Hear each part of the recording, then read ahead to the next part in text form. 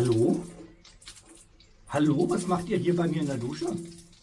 Ach so, ihr wollt wissen, warum ich schon lange kein Video mehr hochgeladen habe. Ja, hier wegen der Dusche, weil ich habe mir doch eine Dusche gebaut. Ach, das wisst ihr noch gar nicht. Okay, lasst mich eben fertig duschen und dann erzähle ich euch das, okay? Gut, bis gleich. Ach ja, so. Frisch geduscht und jetzt leckeres Feierabendbierchen. Gibt's denn irgendwas Besseres? Und ja, damit eigentlich erstmal herzlich willkommen, liebe Freunde der Sonne. Wie ihr es jetzt gerade schon gemerkt habt, in diesem Video geht's um meine Außendusche. Prost erstmal.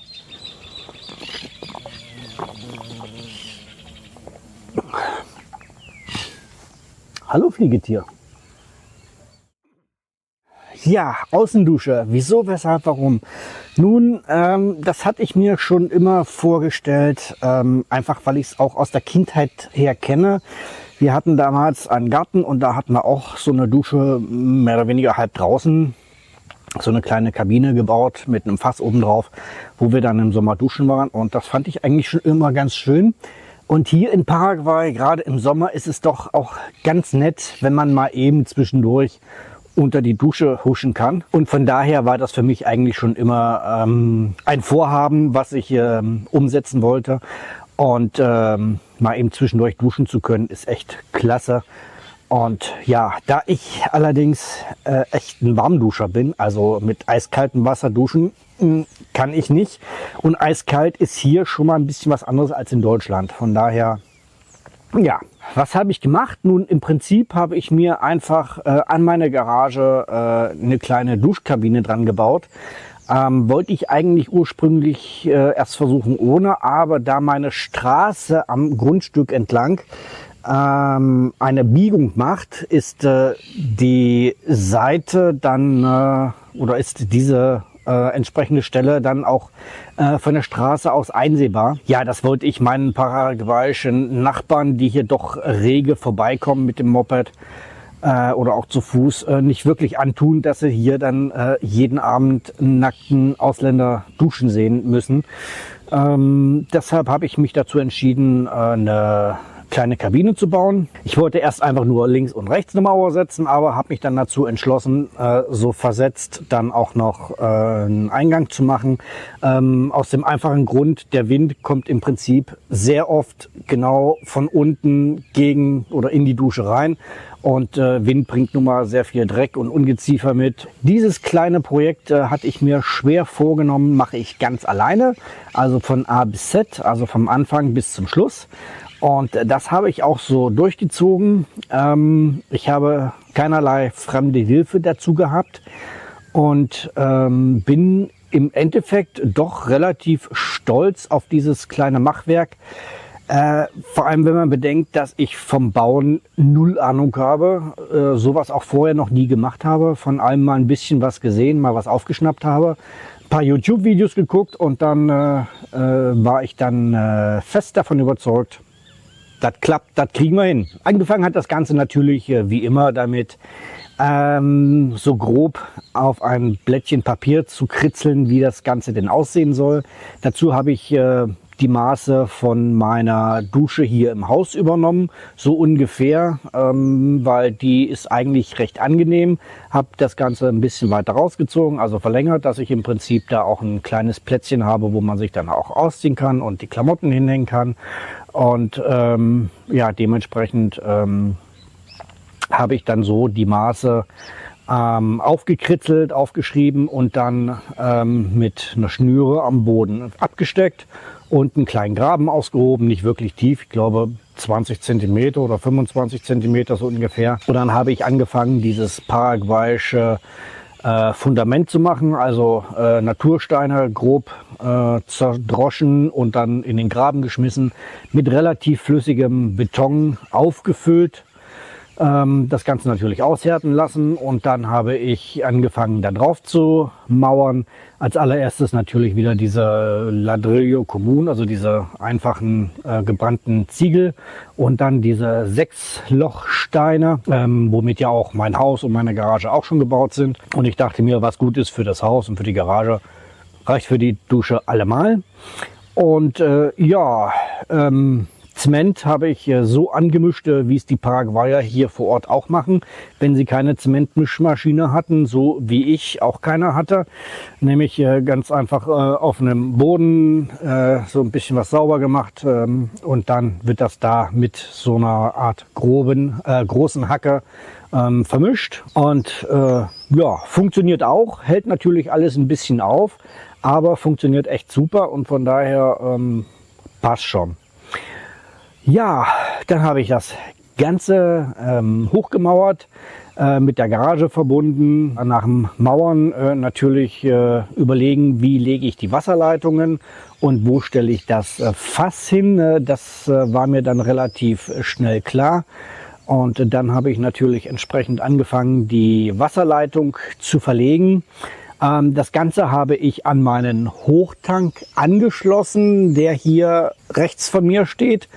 Der ist auf 5 Metern, ist nochmal einen knappen Meter hoch, also kommen da ungefähr 0,5 bis 0,6 Bar raus. Und das sollte eigentlich für die Dusche locker reichen und das reicht mir auch völlig. Also den Hochtank habe ich im Prinzip durch eine Leitung mit meinem zweiten kleinen Warmwassertank, den ich hier auf die Dusche gestellt habe, schwarz angemalt habe, verbunden und der füllt sich dann im Prinzip automatisch. Für diese Geschichte habe ich mir ein 220 Liter Fass, Plastikfass gekauft. Das ist so ein Chemiefass gewesen. Gibt's hier relativ günstig gebraucht zu kaufen. Ich habe keine Ahnung, was da vorher drin war. Ich habe es natürlich noch mal richtig ordentlich ausgewaschen vorher und habe natürlich auch ausprobiert, ob das ganze Ding dicht ist. Habe also den Hochtank angeschlossen, Deckel drauf gemacht und gewartet und der Deckel war soweit dicht, also ist nichts rausgekommen. Allerdings, nachdem ich das Ganze hier bei mir angeschlossen hatte und in Betrieb genommen habe, habe ich gesehen, dass es dann doch ein bisschen rauströpfelt, ein bisschen. Somit ist das Ding nicht ganz dicht, aber naja, mein Gott, wer ist das schon? Ist nicht dramatisch. Ich hatte schon fest damit gerechnet, habe also sicherheitshalber auch einen Hahn vor den Zulauf gemacht. Somit kann ich das Ding immer wieder abdrehen und ich laufe nicht Gefahr, dass mir dann irgendwann mein Hochtank über Nacht leer läuft. Aber bei dem bisschen Getröpfel, was da kam, wird das nicht wirklich passieren. Ja, ab und zu mal ist es scheinbar dicht, ab und zu mal tröpfelt es ein bisschen. Ich habe keine Ahnung, woran es liegt. Ich mache nach dem Duschen den Hahn wieder zu und dann ist alles gut.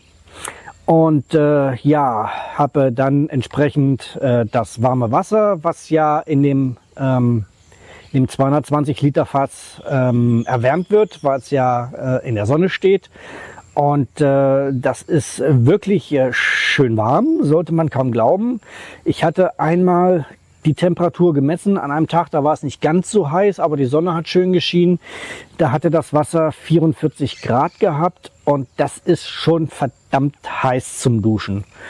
Aber ich habe ja auch das Kaltwasser mit dazu liegen.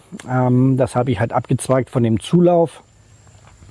Und dementsprechend durch eine Mischbatterie habe ich, so wie man es in Deutschland auch kennt, so wie ich es hier im Haus auch habe, eine Mischbatterie und kann mir dann meine Temperatur so entsprechend einstellen, wie ich sie denn gerne hätte.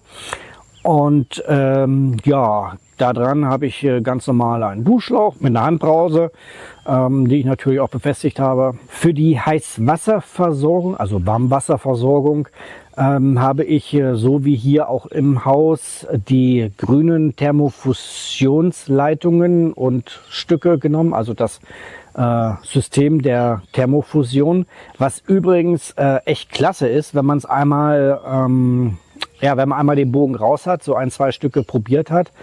Funktioniert echt super und ist laut Aufdruck auf dem Rohr für 68 bis 70 Grad und angeblich 8 Bar ausgelegt. Ich wäre da ein bisschen vorsichtig, aber hier ist es auf jeden Fall dicht und bei mir im Haus ist ja auch alles dicht und da läuft alles mit so um die 2,5, 3 Bar. Die blaue Leitung wollte ich dafür nicht nehmen, weil die nicht wirklich hitzefest ist. Und bevor mir dann da die Leitung kaputt geht, wollte ich lieber auf Nummer sicher gehen und etwas nehmen, was dafür ausgelegt ist. Ja, nach dem Mauern und nach dem Wasserleitungen verlegen, habe ich dann natürlich noch eine Putzschicht drüber gemacht, damit ich dann vernünftig fließen kann. Und das habe ich auch alles selber gemacht. Ich habe mich dazu entschlossen, die gleichen Fliesen zu nehmen, die hier auch im Haus verlegt wurden.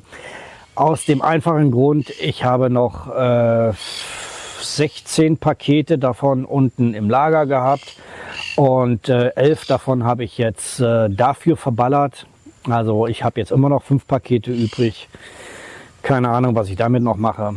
Die Fliesen habe ich so verlegt, dass sie, so wie sich das natürlich gehört, oh, es wird windig, es wird doch wohl nicht regnen wollen. Das wäre ja mal ganz was Schönes.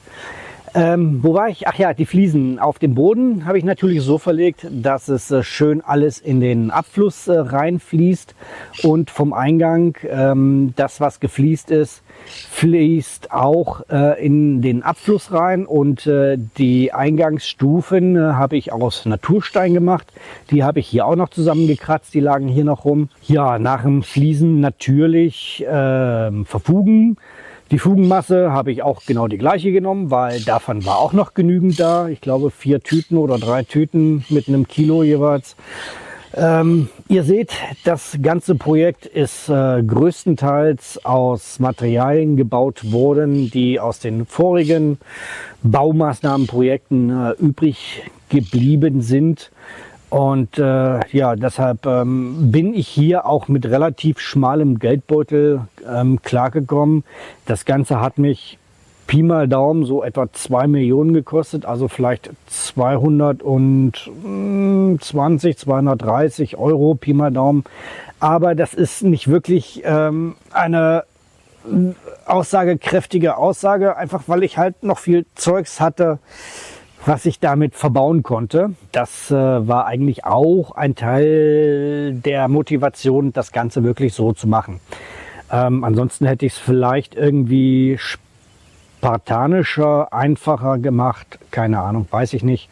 Aber so denke ich mal, ist das auf jeden Fall eine feine Sache. Gefliest habe ich die Wände ringsrum, also im Duschbereich bis oben hin und obendrauf habe ich auch noch eine Fliese gelegt, aus dem einfachen Grund, das ist eine Mauer, die steht draußen und draußen regnet es manchmal, also hier momentan echt wenig, viel zu wenig.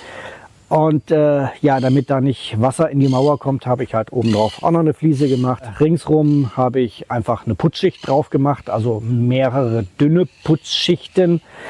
Und das Ganze war dann nicht ganz so einfach weil hier immer die Sonne drauf gebrüllt hat. Und es macht nicht wirklich Sinn, irgendwas zu machen, wenn einem dann der Mörtel, der Kleber oder was auch immer man auf der Kelle hat, bereits auf der Kelle aushärtet. Und von daher musste ich mir da so ein bisschen behelfen, indem ich da diese Sonnennetze gespannt habe. Oder aber einfach nur einen halben Tag gearbeitet habe, weil danach dann die Sonne rumgekommen ist und es zu warm geworden ist. Ja, aber trotzdem habe ich es nicht geschafft, den Putz rissfrei an die Wand zu kriegen. Also als er an der Wand war, war er mit Sicherheit rissfrei, schätze ich mal. Und inzwischen haben sich schon so diverse Risse abgebildet. Ich gehe davon aus, es war einfach viel zu heiß und das ganze Zeug ist einfach viel zu schnell ausgehärtet. Und ja, das ist hier in Paraguay grundsätzlich ein Problem. Egal, wo man hinguckt.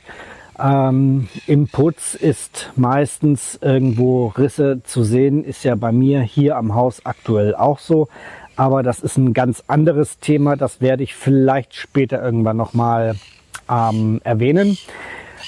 Jedenfalls aufgrund der sich bereits abzeichnenden Risse habe ich mich dazu entschieden, keine Farbe da drauf zu machen, weil die Farbe reißt dann auch und blättert dann irgendwann ab, wenn er das Wasser drunter kriegt, und das sieht einfach mal scheiße aus.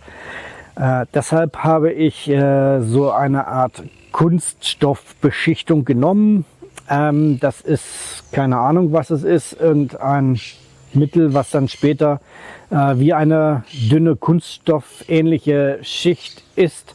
Damit wurden auch hier auf meiner Terrasse die ganzen Natursteine behandelt. Und bis jetzt ist das Ganze eigentlich ganz vernünftig, macht das Ganze so halbwegs wasserdicht. Allerdings ja, scheint das nicht für diese Art von Putz geeignet oder vorgesehen gewesen zu sein, weil der Putz hat sich doch stark verändert inzwischen. Ich denke mal, der Kalk in dem Putz hat nicht wirklich so standgehalten. Das Ganze sieht jetzt auf jeden Fall so ein bisschen wie auf alt gemacht aus. Was ich persönlich aber gar nicht mal so schlecht finde, so im Nachhinein, wenn ich drüber nachdenke, eigentlich auch schon vorher. Hauptsache, es vergammelt nicht und ja, es hat doch irgendwo was, finde ich zumindest. Könnt ihr mal unten reinschreiben, was ihr davon haltet oder ob ihr der Meinung seid, nee, es geht gar nicht, Putz ab, neuen Putz drauf und vernünftig lackieren. Nee, lieber nicht. Ich lasse das so, das bleibt so. Mir gefällt das nämlich so, wie es ist. Und ja, Dusche ist zwar immer noch nicht ganz fertig, es fehlen noch ein paar Kleinigkeiten, aber dazu musste ich erst die Wände soweit streichen, nass, wasserfest machen. Und das habe ich halt heute erst gemacht. Und dann kommen an die Ecken, die gefliest sind, kommen noch Edelstahl-Winkelleisten als Abschluss, damit man nicht sieht, wie schlampig das alles gefliest ist. Und ja, was fehlt noch? Ja, dann wird ringsum noch ein bisschen Erde aufgeschüttet und dann ist das Ding eigentlich fertig. Ich dusche da jetzt inzwischen schon, ich weiß es nicht, 2 Wochen oder so.